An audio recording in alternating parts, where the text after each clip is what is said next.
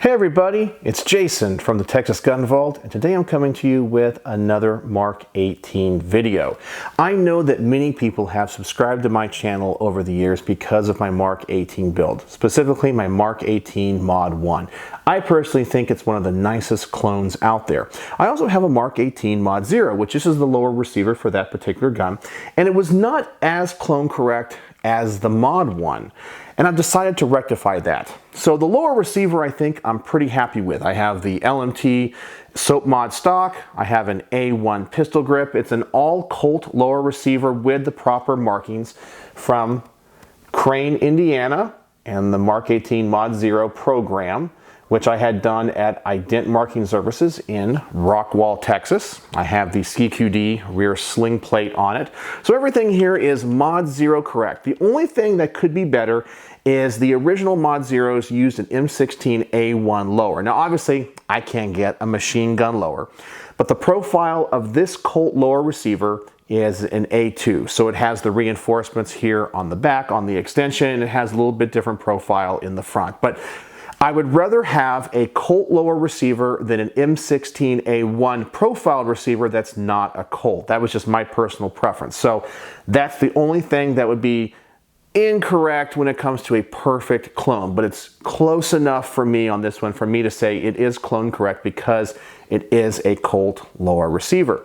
I was running a LMT CQB upper on it with the 10.5-inch barrel. Now, LMT did provide barrels and upper receivers for the Mark 18 program, but it was early on, and later they were cut down M4 barrels, and then Colt eventually started to make the 10.3-inch barrel, which is the correct length for a Mark 18. So if anybody says they have a 10.5-inch barrel Mark 18, it's not a real Mark 18 clone. It has to be 10.3-inch. That little bit makes a huge difference in the world of cloning.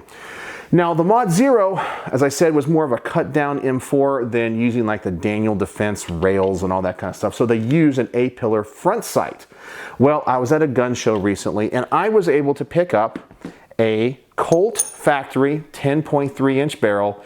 These are a little bit hard to come by right now. So it's marked correctly with the cage code of 13629 and all the correct markings on it. So I said, I'm gonna pick this thing up and I'm actually going to make a real Mark 18 Mod 0 upper receiver. So I began to source the parts, and that's what I'm gonna show you first. I'm actually gonna build this on camera, but I'm gonna do it on the Texas Gun Vault too. So if you guys wanna see me actually assemble everything I'm gonna show you today, you guys gotta go over to the companion to this video on the Texas Gun Vault 2. And the reason I'm doing that is this being my main channel, it's a monetized channel, and YouTube has some weird policies when it comes to building guns. But being that the Texas Gun Vault has less than 1,000 subscribers, it's non-monetizable. Therefore, the rules are a little bit more bendable there. So we're gonna show the building of this over there, but I'm gonna show you the parts on this one. So this is, as I said, the Colt 10.3-inch barrel. I sourced a cage code, an M4 marked Colt upper receiver, so the cage code is marked over here, so that would be correct. I have a Colt upper parts kit, because this is a stripped upper, the Knights Armament NT4 flash hider, with of course the shim kit so we can clock it correctly, the LMT rear sight, and now this one came off my LMT upper that was originally on this lower. And by the way, I'm going to take that other lower and I'm going to put it onto an LMT lower. Or sorry, the LMT upper is going to go on the a new LMT lower, and we're going to build a whole different gun with that one.